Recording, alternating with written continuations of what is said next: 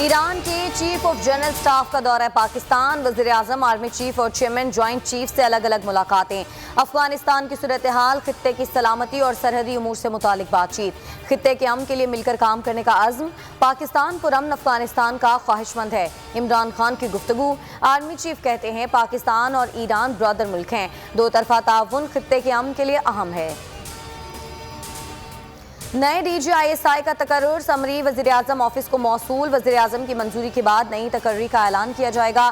फवाद चौधरी कहते हैं वज़ीर आज़म इमरान खान और army chief general Qamar Javed Bajwa के दरमियान मुशावरत मुकम्मल हो गई।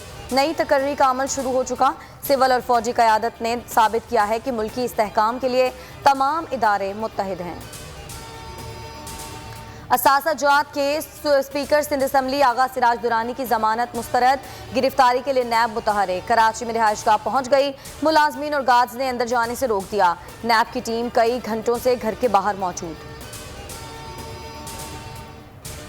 नैब की मरियम नवाज की जमानत मनसूखी की दरख्वास्त इस्लामाबाद हाई कोर्ट ने कल समाअत के लिए मुकर्रर कर दी। जस्टिस आमिर फारूक, जस्टिस मोहसिन अख्तर पर मुश्तमिल खुसूसी बेंच दरख्वास्त पर समाअत करेगा।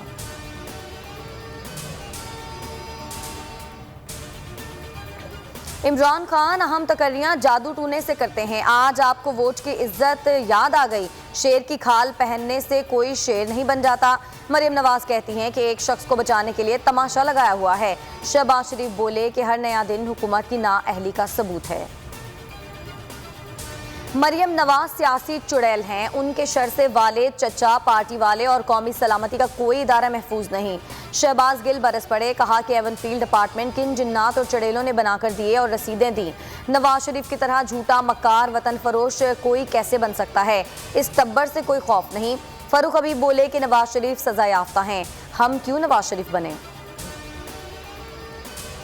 वज़ीर आज़म ने मुल्क के साथ इदारों को भी तबाह किया। ये लोग पाकिस्तान को डबोने के लिए आए हैं। हमेशा से मौक़िफ़ रहा है कि हर कोई अपने आइनी दायरा इख्तियार में रहे।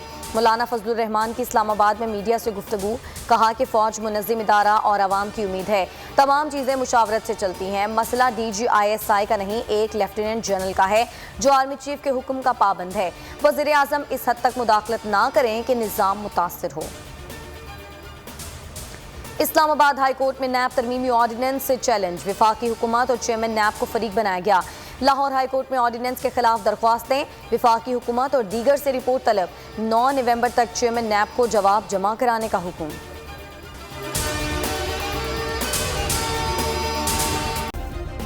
सब्सक्राइब करें और बेल दबाएं ताकि कोई खबर रह न जाए।